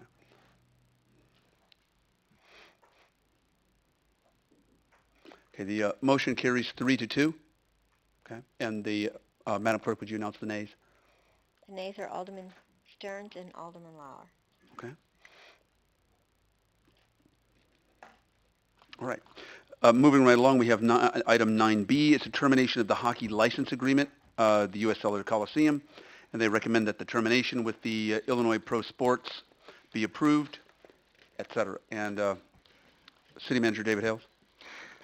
Mayor, in order to move on to the new proposed hockey license agreement, it is necessary that the council act to terminate the existing 2-year license agreement with Illinois Pro Sports, which the owners are willing and to propose and agree to. So we would recommend that the council approve this termination agreement with the Illinois Pro Sports as recommended and shown in the attachment. Okay. Is there a motion to approve this before I ask for discussion for 9B, the termination of the hockey agreement? So moved. Moved by Alderman Milwaukee. Is there a second? I'll second. Second by Alderwoman Schmidt. Discussion. Seeing none, we'll go ahead and start. I'm so sorry. Sorry. It took me a moment to Okay. formulate my question, but I do. Sure. Alderwoman I Schmidt. just want to clarify that there is no sort of financial liability attached to this. Correct. Right. Yeah. Legal counsel. That's correct. Correct assumption. Okay. So you can go ahead and start, I think. Did I start? Yes. Results are showing up. The motion carries 5-0. There are no nays to announce. All right. Now we move on to item 9C, the hockey license agreement with CSH International. And I will go ahead and also turn this over to our city manager, who I believe will be recognizing Mr. Butler, who's in the audience. Yes, Mayor, I'd like to ask John Butler, President of Central Illinois Arena Management, to come forward and ask Mr. Butler to just take a few minutes to talk about this great opportunity and this hockey license agreement with CSH International. And you talk just a few minutes, too, about the owners, some of their background experience, and why you think this is a great opportunity for not only the city but the building to bring this USHL hockey team to the city. Thanks. Thank you. Good evening. I'm here tonight to wholeheartedly, without any reservation, recommend a 5-year hockey license agreement with CSH International to play next year in the United States Hockey League. I'll take a few minutes and just explain who CSH International is. They've been in the sports industry since 1977, owning and operating multiple teams in hockey, baseball, and basketball. The group includes CEO Bill Ewell, who's a businessman from Medicine Hat, Alberta, Canada, and who's the chairman and CEO of Monarch Corporation, which is a private investment company, and President Gary Jelena, who has operated multiple sports properties and has extensive experience in the investment business. Bill and Gary are also partners in a private equity fund headquarters in Phoenix, Arizona. They currently manage and own 2 golf courses, one in the Phoenix area, one in Alberta, Canada. They own a facility management firm and a sports agency in Dallas, Texas. And their current hockey properties include a team in Everett, the Silvertips in the Western Hockey League, the Amarillo Bulls of the North American Hockey League, and the North Iowa Bulls of the NA3HL. And over the past 8 years, the U.S. Cellular Coliseum has really evolved to one of the top Midwest venues with hundreds of scheduled events on an annual basis. We do receive calls on a regular basis from individuals who are interested in our building and also the market. And I've had the pleasure of talking with Gary for the past few years and discussed possible opportunities for our market. And with the hard work of Gary and CSH International and the USHL, they were able to make this opportunity a reality. Both SIAM and CSH have done their due diligence, and we have no concerns over their financial ability to operate a successful team in this market. In addition, CSH prepared a 25-page marketing assessment. I think some of you have had an opportunity to look at that. And the report on the Bloomington MSA confirming that the demographics and the socioeconomical profile makes Bloomington a really good fit for a USHL franchise. We do have a strong license agreement with a $100,000 letter of credit in place, along with the negotiation of a liquid damages clause for the city. Why the move? Obviously, Bill and Gary and their firm are strong and proven hockey owners, and they have the financial resources to market the team effectively in our community. We feel the USHL is an established league, has great tradition. Fans will get an opportunity to see the NHL stars of the future, and that's what's really exciting. Most recently, 32 of the USHL players were drafted in the NHL, and over 300 of the players in the USHL receive Division I full ride scholarships. So you're seeing the best talent that's ever played in Bloomington. Just to give you a couple examples, Patrick Sharp, who plays for the Chicago Blackhawks, played in the USHL, and also David Backus, who's the captain of the St. Louis Blues, recently played in the USHL. So those are two players I think our community is familiar with. The unique thing about the USHL, the players will stay in our local families. They'll be involved in our local high schools and colleges. So we'll have a unique opportunity for those players to connect with our community. They've also hired a new coach, Dennis Williams will be introduced. He's won 75% of his games in 4 years in Amarillo, Texas, in the NAHL, and that he has 3 of the 4 years he has played in the national championship. So we've got a winning combination of an ownership group that has the experience and the financial resources, and we have a coach that knows how to win. So in closing, we're very excited with the new partnership with the CSH International and the USHL. That's a mouthful. And we're really confident about the future of hockey in Bloomington. Okay. Thank you. Before you leave it, just in case Sure. you have any questions. Anyone questions of Mr. Butler? Alderwoman Stearns. Regarding the contract with U.S. Cellular, the naming rights, all of that, that I think is still in effect. I'm wondering the change away from professional hockey, how does that affect the contract with U.S. Cellular? It will have no effect on the contract whatsoever. So we're confident moving forward that our naming rights are in place, and we've talked to all the individuals, and they understand exactly what product we're bringing to Bloomington. This is a very unique opportunity for us in this community, and so we're very fortunate to have owners such as Mr. Ewell and Gary, and also have a great league such as the USHL. Okay, thanks. So there won't be any problem at all with continuing the contract with USL, even though it stipulates professional hockey? None whatsoever. Alderman Lauer. A couple of my constituents brought up some good points here, John, since we talked. Sure. Why a 5-year lease? They felt it was just a little bit longer than they would normally consider, or that we should normally consider. Well, actually, I think it provides the ownership group to build a strong foundation in this community. And 5 years working with these individuals, I think, is a good time frame for us. We've initially had a 5-year agreement.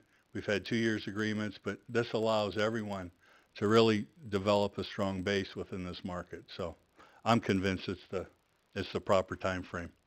Okay, and there's a differential in the amount of money that we're being paid per game. And is there a way to make that up?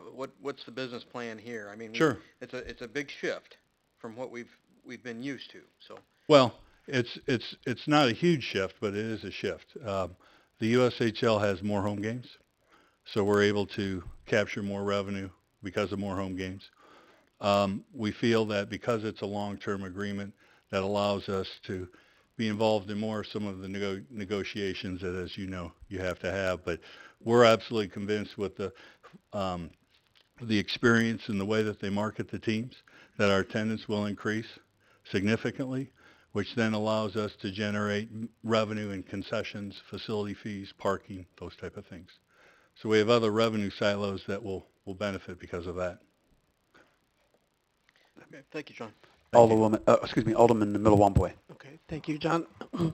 Could you talk a little bit about the difference between the different kind of owners that we've had in the past and these new Sure. owners, and the instability that we've noticed over the past few years, and what will be different? Well, we've had 6 owners in 8 years. We've had 4 different league changes and 3 name changes. So we've had quite a moving target here. I think most of the owners that have come to Bloomington, been involved in Bloomington, did it obviously because I think they felt that they could operate a successful franchise. But it's a business, and you have to treat it like a business. And I think that's the big difference, is that these gentlemen have been involved in sports teams since '77. They currently own 3 other hockey teams. They understand the business pro forma. They know the plan. They know what it takes to generate the type of revenue that you need to sustain a team. These teams reportedly go for millions of dollars. So their investment in the community is substantial. It's something that you don't want to take lightly. And their investment in Bloomington's big, so they're going to back it up with the proper staffing and the marketing dollars that it takes. So, that's the unique thing, is these folks have the experience and the financial wherewithal to develop a really strong brand. Thank you. And let's see, we don't have a motion. Okay, thank you. Is there a motion to approve the hockey license agreement with CSH International? I will make that motion, Mayor. Moved by Alderwoman Schmidt. Is there a second? I'll second. Second by Alderman Miller-Wamboy. Any further discussion before we vote? I would like to make a comment. Oh, excuse me, certainly. And then Alderwoman Stearns. She was first. Alderwoman. Okay. I just wanted to comment that, I certainly, when I first heard about this, I was skeptical. And I appreciate the time that you've taken talking with all of us and answering our questions. I have gone from skeptical to very enthusiastic, and I appreciate the financial stability and the organization that these gentlemen are bringing in. I do think the 5-year lease is a great stabilizing factor for us, and the diligence that they've shown in terms of selecting this market and the work that you've done with Bart to make sure that we have a good relationship really has answered my questions, and I'm looking forward. Hockey is not my first sport, but I am looking forward to seeing some exciting hockey at the Coliseum. Alderwoman Stearns. Actually, I could ask you one thing that, again, I found reading back through the audit and looking back through a lot of the annual reports and such to be extremely interesting. Just one thing, since you're here, have we established a whistleblower policy for the employees? We have. Okay, well, that's encouraging. Thank you. And I guess, thank you, John. I mean, that's all I have for you. I appreciate, your efforts, and I'm sure that this new hockey endeavor could be indeed very exciting and, and a wonderful thing for the city. Plus, I think we've been through other options, and frankly, this is the option. Hockey at the Coliseum is, no question, is a good thing.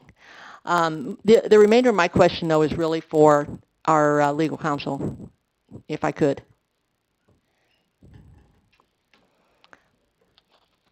Thank you. Thank you very much. Again, my concern, having reviewed a lot of the documents, the annual reports, the quarterly reports, this audit letter from our auditors, let me explain what I really need to vote for this and see if indeed you think perhaps an amendment to this effect or something. And that is simply this. There's been a great deal of talk over the years about the contract we have with Siam. And my understanding has always been the contract is the contract. It will be up eventually and perhaps could be renegotiated, but until then, just can't be. But in reading this and in looking at the documents, I see, again, my concern, especially here it is budget time, okay? My concern is that, frankly, the contract has not really been strictly adhered to, and that's what our auditors, not me, our auditors have said. And I see this change from professional to amateur hockey as an opportunity, indeed, to say, well, the contract really needs to be changed. And that strikes me as an opportunity to recheck our checks for ourselves, for SIAM, for everybody involved, mostly for the citizens of Bloomington, the transparency involved. And my concern is, and I need some legal reassurance, I guess, or maybe even something in this item, that indeed this change to amateur hockey will in no way preclude a look at our contract, at all the percentages, various concessions, even, the concession enterprise, which our auditors told us has in no way, shape, or form been properly accounted for.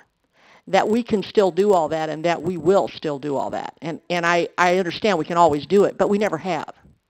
And if this is the opportunity, then I think this is the opportunity. If this has no bearing on that, and if I can be reassured that indeed we will create a different accounting and auditing procedure, so to speak, to relook at this, then I guess I would be willing. I mean, I have nothing against the hockey team whatsoever, but I do have a problem with what our auditors have told us to do that we have not done.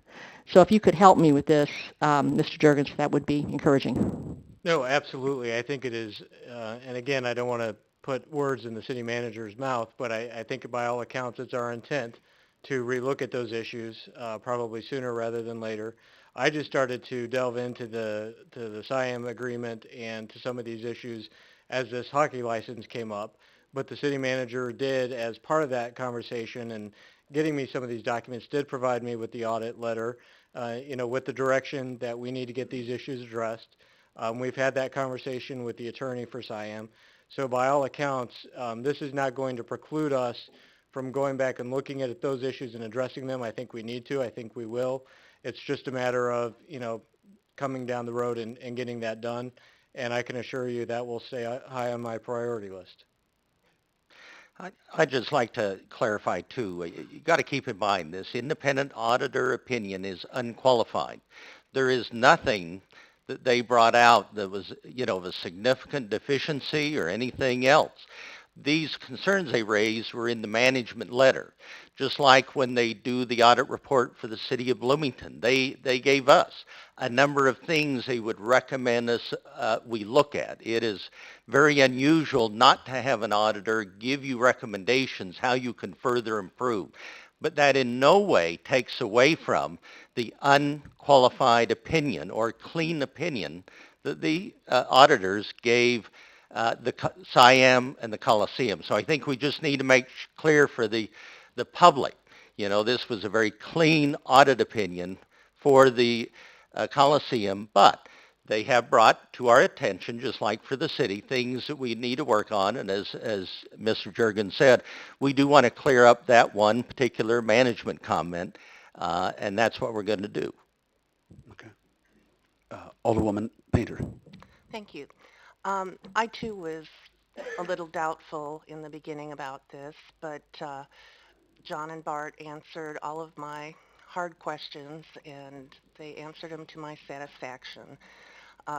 Thank you, and I think this is a good opportunity. I think this might get the youth in our community more involved in hockey. For whatever reason, Bloomington just hasn't been a real big hockey town. I think this is a way that we could perhaps open the door for that. Thank you. Okay, thank you. Any other comments before we vote? Okay. Go ahead. Oh, you had a comment? I thought you were trying to vote. No, go I'm ahead. sorry. I do have a comment. Oh. And my comment is simply this. I appreciate what you're saying, Mr. Juergens, and I don't know how to, I don't know how I can express this better than to say that I see this as very, very serious, and I do not see it, with all respect, total respect for Mr. Hales. And obviously, Mr. Hales, you've elected, not to look at this. And what I hear you saying, frankly, is that yes, we'll look at this, but it's really not that critical or that important. And in my mind, it's extremely critical. And I think what they're saying is extremely serious. It is saying that you don't have this defined and you're not doing this properly. And I need that absolute assurance that this not will be done when we feel like doing it or when we think about it, because it hasn't been done, that it will be done and soon with a set date. Or unfortunately, I can't support this because I see it as adhering to or fixing a contract that I don't feel, and this is just me. This I totally understand. This is my accountability to the citizens of Bloomington, and I see this as a very serious thing. Audits are done for every city, for every entity. We all know of audits that have been done in cities where things were frankly amiss. And the auditors don't always do exactly what citizens think they do. Auditors confirm numbers. That, to me, what they're telling us is dead serious.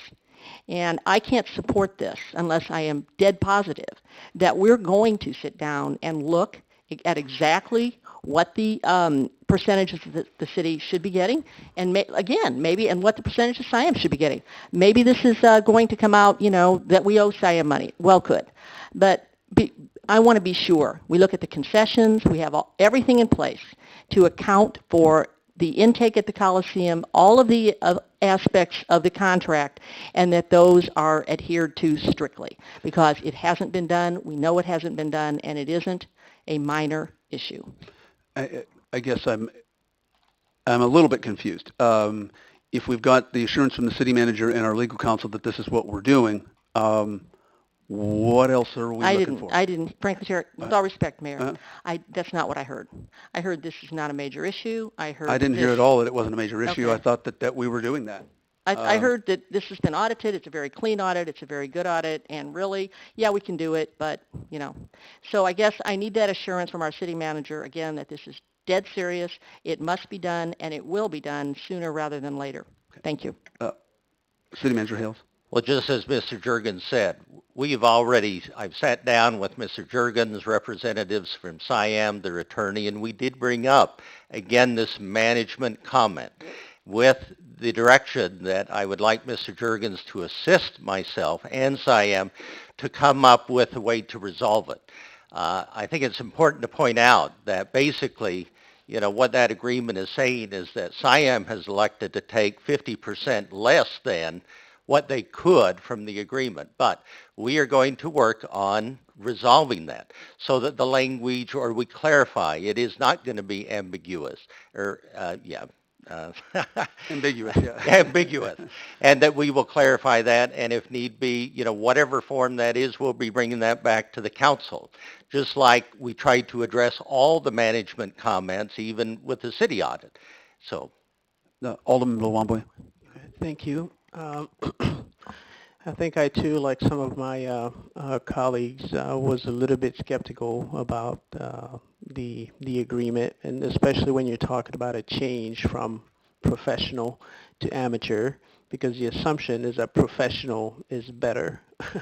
But I think after listening to some of John's explanations, I'm pretty satisfied that we might end up with a better product. I'm not myself, I'm more into soccer than I am into hockey, but I do think one of the things that I think the mayor and I were in a session in Washington, D.C., and they talked about sometimes you need to have individuals who come into a community and enjoy the community, and eventually those individuals might make even larger investments into the community down the road. So I'm not sure if we'll get them to buy a golf course, but we'll see. But with that said, I think it will be incumbent upon all of us in the community to welcome them with open arms and also support the operations as much as we can. And so I think with that, I plan on attending a few hockey games myself to make sure that I'm supportive. It's the community needs it, so we have to be supportive as much as we have issues with the past and the Coliseum and things like that. But we absolutely have to support it.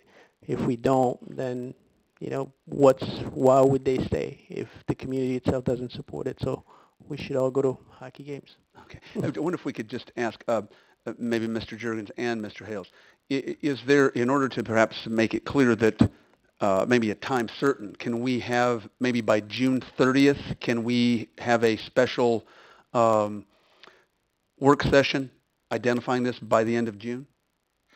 Well, Is that in order to, I suspect, address some of the concerns, or at least the concern of Alderwoman Stearns? yeah, I think certainly 60 days, June 30th, we should have resolution. Okay, And bring that back to the so council in essentially whatever that the form would be to the clarify assumption that. of Yes. the city manager, the legal counsel, the mayor, we put the agenda together, we'll put it on by the end of June and to have a time certain. You have a follow-up. And then there would be another opportunity for the council to vote on the resolution of the whatever issues. I mean, Sure, absolutely. So it I won't mean, I think just- that's the assumption of the work session. right. But I'm saying sometimes, we have works, we talk about things. No, I mean, I think this would be, I think we're talking about a work session where we're tires hitting the pavement, these are the issues, these are our concerns, this is what we want to have tightened up. Right. Okay. And so we will have that by June 30th. And vote on it. And Somehow how much vote time, on. just in terms of legally, if we were to have a work session, we'd have to have it earlier than in June before we would vote on it? Yes, Or- well, we could call it a special meeting, and you could, have that set Both at apart once? and then do it both at once. Okay. You Just wanna make approved sure that we the just- First Amendment to the agreement tonight, which clarified the sporting events. This will come, the other clarifications would come in a Second Amendment. Okay. So that's basically what this is going to look Thank like you. down the road. Okay, just to clarify then, assuming this is approved by June 30th, we're going to come back, deal with this, and vote on it by the end of June. Okay, all righty. Now we'll go ahead and... I voted already. Did it? No. You can everybody can still vote. You should be able to. Yeah, there we go.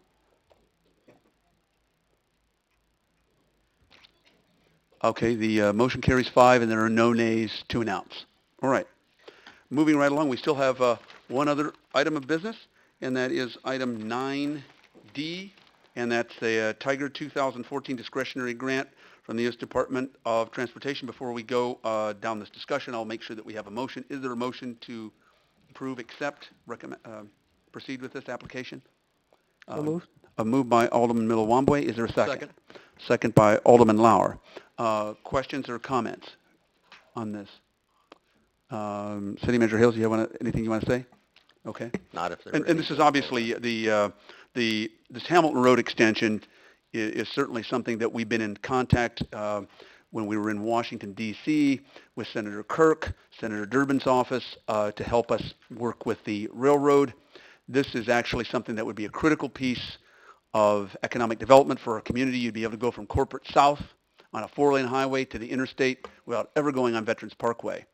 And I forgot what the figure is. Mr. Karch could probably do that, but it would reduce our traffic on Veterans Parkway at peak times by something like 20% or whatever. So this is certainly something that would be really important to our community, but this is, again, the beginning of the process. Alderman Lauer and Milawambwe, in terms of comments. Go ahead. Mr. Karch, maybe you could just come on up. I want to kind of, just for the public's interest, and so they're clear, have a little bit of that conversation that you and I had earlier this evening about, number one, the need for it, number two, how it's going to proceed, number three, the timeline, and then, how we're going to pay for this. Well, Alderman Lauer, I think just to elaborate for everybody, there's been a lot of discussion about roads and infrastructure, and we all acknowledge the need for that. And this is one of those key components that we have a lot of street out there, a lot of four-lane street that there's a couple key puzzle pieces that are missing, and this is one of them. The other one that has already been taken action on by our council is the Fox Creek Road Bridge. But one of the things that's important for you to know and for the citizens to know is that by the council supporting this, it doesn't take away funding from the other resurfacing work that the council's acknowledged a great need for. You can utilize motor fuel tax funding that is intended to go toward these bigger projects, and it's important to note publicly that this project was already on the docket for the city to fully fund on its own in the 10-year MFT plan. So by trying to capture a very competitive grant, by applying for this doesn't mean we get it. This is a very competitive grant, $600 million across the nation. And typically they'll award 40 to 50 of these across the nation since 2009 when they started this type of the funding in this way. And so It's important to note that it doesn't take away from the resurfacing that we have. It does complete a need, and it actually does very much improve some economic development, which is a core piece of the grant application. You have a traffic count for us, Jim, on some of the corresponding roads. I can tell you that it is in my ward, and I deal with it almost on a daily basis. We have a lot of folks early in the morning trying to get to State Farm South, coming from the south especially. I actually am going the other way, and I don't have to deal with them, but I've got to try to get out in traffic and head south. And, due to the fact that our major employer really kind of, in a lot of ways, may need this, and it would make things easier for them to operate more efficiently. My thoughts, and I don't know, I think we need to have just a little bit of discussion about that.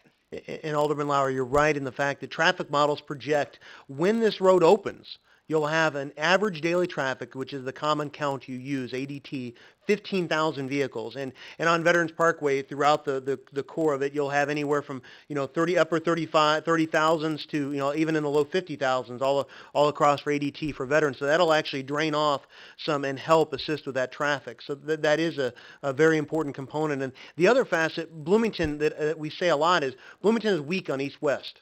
We've got some decent north-south, but east-west we struggle with a little bit, conveying traffic from the west to the east. This is intended to be that major southern east-west arterial road for the community, not just in the short term, but for the long term.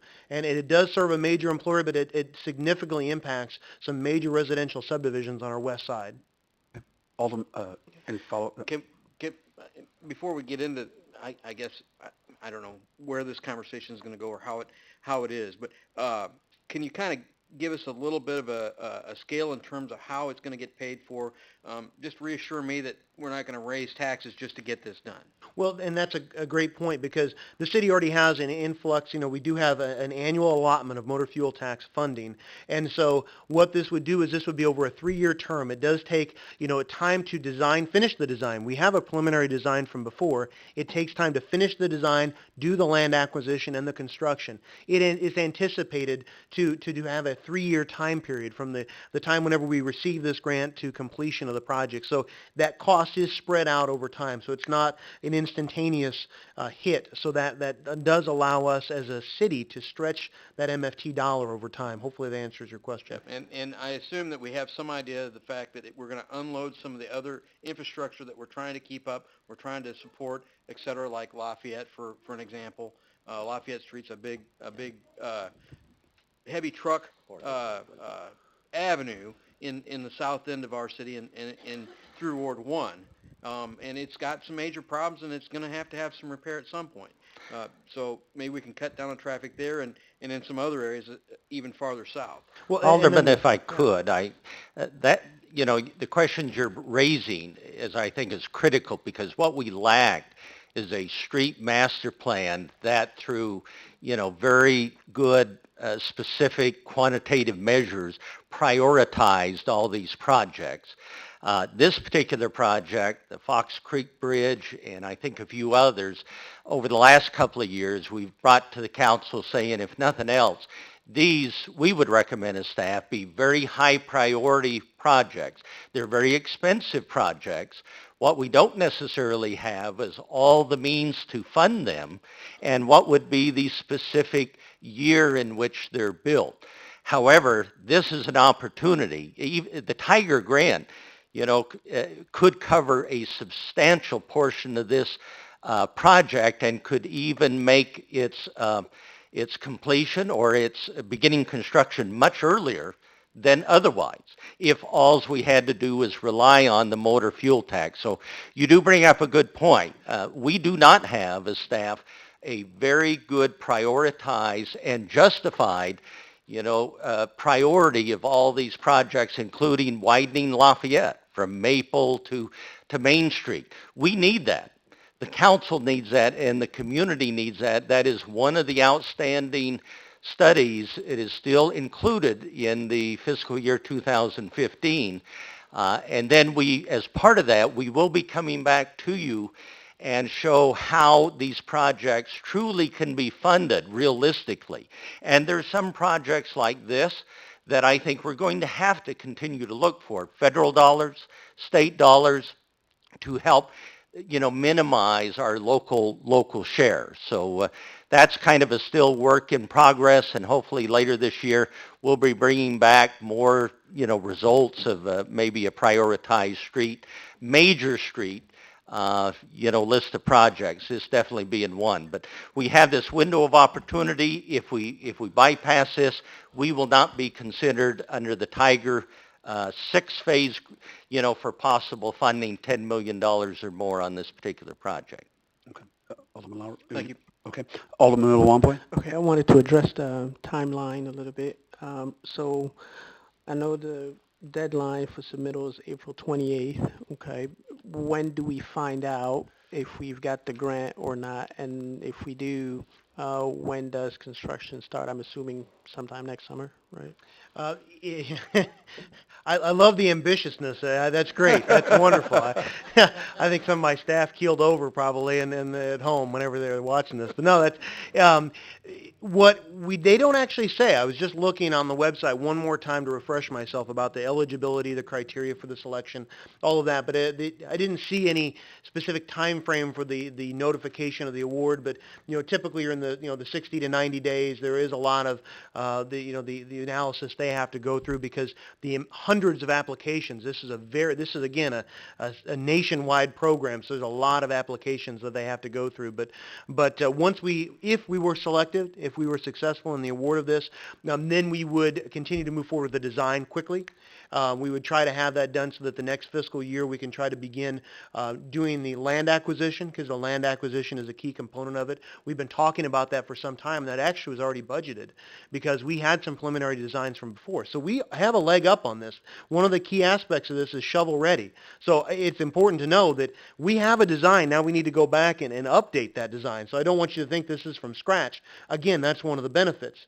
We've already been talking over the, whenever I started in 2000, they handed me an old set of plans and, hey, this is Hamilton Bund to Commerce, Jim. Can you resurrect this? And the railroad was always the one of the aspects that was very difficult with this project, and we've had some very positive movement with that makes this plausible. But we think that by the end of the construction year, if we were awarded, by the end of the construction season 2016, this could be completed and would be a great asset for the city. Okay. All right. At this point, then, we'll go ahead and continue or start our vote.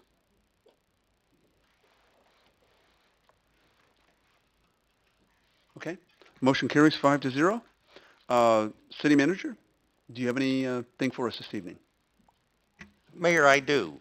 Would like to kind of present to the council tonight a document which I think our finance department has put together. I do want to stress that as we ask for individual aldermen and mayor yourself to give us some input on our ongoing discussion of the fiscal year 2015 budget. We would now like to share with you so that each and every elected official can see how others on the governing board weighed in on possible cuts and what may be to be restored. And I do think we have even some extra copies. Carla and Patty, I think you might even have some additional copies of this document. And will this be on the website? Tomorrow, yes. Tomorrow will be on the website for the public. Okay. And again, I just want to stress this is the first time for the council as a body to really see this. Do want to point out as you look at the first page, there is a total of $5.3 million in reductions. The restorations, it looked like that if you were to look at what seems to be a consensus, those reductions would be around $1.6 million.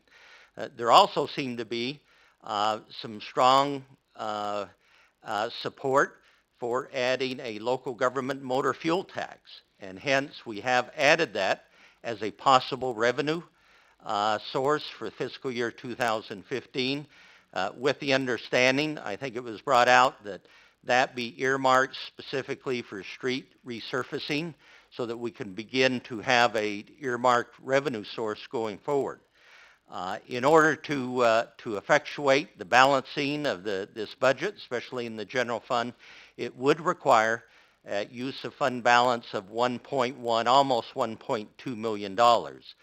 So again, we provide this to you and to the public to review, and we have a specific list of the restorations. You can see that together with what are the reductions, what would stay as reductions in the budget, and then you can go through very specifically on all expenditure reductions, see what was reduced, what was added back. And then we have a second document that shows, again, some input on revenue. There is support as we determine to restore a couple of highlights: the 3 firefighter positions, to fill the 3 upcoming vacancies, current or future vacancies of police officers, also to add the assistant police chief position, as was originally recommended. It calls for restoring the downtown hire back program. It calls for restoring the seasonal salaries for the parks, maintenance program, and then last but not least, we also asked if there was other reductions or revenue enhancements, and we do have some of those listed as well. And then, Mayor, the last thing I would just draw to the council's attention is we are, Mayor, working with you, we are proposing that next Monday, in lieu of our committee of the whole, that we turn that into a special city council meeting for the council to focus that night solely on considering a number of items and ordinances that would be tied into a proposed budget for next year, because I think at this point in time, really, it becomes, I think, advantageous for the council as a group to have that discussion of this as an alternative and actually begin to vote on either a proposed budget, amendments to what you as a group, majority wants to add, subtract, and so on. So that's what we're proposing for next Monday. It would be solely devoted And to the fiscal in year discussion about this is, 2015 in case budget. we can't reach agreement on a budget, then we still have the 28th before the end of the fiscal year.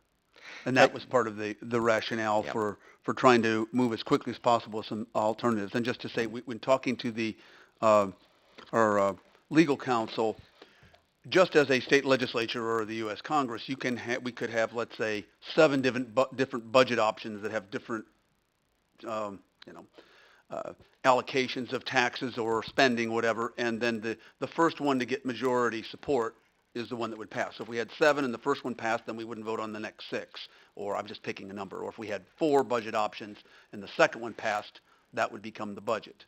So it might be necessary as we look at this, and depending on what actions we take next week, it might be necessary to have a second meeting, in other words, the 28th. So we didn't want to push this all the way back to the 28th to decide on. I think that's... And keep in mind, the 28th is a regular meeting. It's the last regular meeting of the fiscal year. I believe it will be, again, a very heavy agenda just by the nature of a lot of end-of-year business matters that the council will have to consider. So how much time you would have there, well, you can always go till midnight, 1, 2 a.m., but I don't think you want to do. But at least next Monday, it could be solely devoted, beginning at 5:30, as typical for a special meeting. Okay, so anybody in the audience and for the public at home that's listening, this would begin at 5:30 a week from this evening. Contrary to the time on this draft, 5:30. And, okay, well, actually, we're, Alderman Luambe. Just one quick thing on the 5:30 start. Would that give enough time for people to get here who want to come to the meeting? Well, it's the normal time that we would have for that special meeting. Okay. Yeah. The third Monday of, every month starts at 5:30. So we're not changing the rules for that. Okay. Yeah, Alderman Stearns. I just had an alderman's comment. I'm sorry, get to we're you not in a into that yet. Okay. Okay. Anything else, Mr. City Manager? Okay. And my comments, first of all, I wanted just to make sure that we recognize in our thoughts and prayers Alderman Sage, who underwent surgery, I believe it was last Friday morning. Anyone can confirm that, I believe? correct? And I want to, You might want to say it's on his eye. it's on his eye. Yeah, I'm sorry, attached retina, is that right? Attached retina. Yeah, okay. And just to clarify. And further, I would like to thank Alderwoman Stearns and Alderman Lauer for hosting a town hall meeting last week, and then, of course, Alderman Sage, Alderman Black, and Alderwoman Schmidt for hosting one on Wednesday evening. And we had apparently very brisk participation in that. I was only able to be at part of one on Tuesday. I was actually quadruple booked on Wednesday, so I didn't make it to the Wednesday night meeting at all. And again, having more and more input. We had pretty lively discussion here at the mayor's open house, as we have really for, well, on budget matters, probably about the last 9 months. It's been a bi-weekly show, and we were more specifically focused on the budget for about an hour and a half last Friday, and I want to thank everyone for participating. And let's see, I wanted to recognize, but he has gone, former Alderman Steve Purcell was in our audience, and it was good to see him. I think, oh, I did want to say, I have gone to Fred Wolrab and Bobby Viracella's a place, I forgot what they're calling it, right across from Second Press, 5 stories of loft apartments. You'd think you were in Midtown Manhattan. They are unbelievable. Some of them are over 2,000 square feet. They're 2-bedroom, 2-bath. I mean, just amazing. They're all rented. They were all rented 2 weeks ago, except 2 efficiencies. They're not even built yet. I was over there today, actually showing some other people the apartments. It's really going to be a major addition to our downtown. Very, very, very important. So, other than that, now since Alderwoman Stearns, I knew you asked for aldermanic comments. Go ahead, start. Thank you. Actually, I had a question if John Kennedy is still here. Hope he is. Yes, John? he is. Oh, good. Thank you. Sporting a really cool tie. A really quick comment. It's great to see the Soldiers Memorial at Miller Park, getting some attention. It is admittedly kind of a frill, I suppose, but not really because, it's really an icon in the city. It's absolutely one of the most historic things we have, and it does honor veterans going back, I think, to the War of 1812 or, way back. And there's been a lot of money and attention and, diligence put into that, and it's great to see that we're not going to let it, decay or deteriorate. And beyond that, about the Vietnam Memorial at Miller Park, it's wonderful to see the highlighting. It's beautiful. We have names that could barely be deciphered that are now quite legible, and that is absolutely great. My question is, where is the flame, and what is our plan? I think we need to, and I admit I'm probably remiss, but do we have the flame, and are we ready soon to reinstall a flame that was missing? So, and no one seems to know exactly why or how, but the flame was gone. Yes, we do have it ready. The goal is to have it installed prior to Memorial Day weekend, and we were still on track to be able to do that. We're waiting for spring to get here and stay here a little bit to be able to have it installed. So. And my understanding was that we were going to have a recognition, some kind of official recognition. Mayor, you and I talked about this. Yes, absolutely. Yeah. So a ceremony, in essence. Right. Now, I haven't particularly coordinated with the veterans groups for Memorial Day. I have a lot of those names, and we can attempt to do that. They have a very busy day that day. Right. But what is the plan for a ceremony to reinstall that missing flame? It was my understanding it was the veterans group that were going to organize that, working with Terry Edmonds. It was their group that was going to organize it. Right, and I've been in conversation with Terry, so I will initiate that right away and see what we can do for Memorial Day. However, if somehow it doesn't seem to fit with the other all the other ceremonies, the march to the park and all the wonderful things that happen, then I think we need to just do something on behalf of the city, in addition. But I will certainly work with Terry, work with any groups, and hopefully we can pull together something for Memorial Day. Does that sound like the best? Sounds perfect to me, and if for some reason it doesn't, we'll make it happen another way. Thank you. Yeah, sure. I'm looking forward to that. Thank you so much. Other aldermanic comments? Okay, do I have a motion to adjourn? Moved by Alderman Schmidt. Is there a second? Second by Alderman Lauer. All in favor signify by saying aye. Aye. We're adjourned. Thank you very much.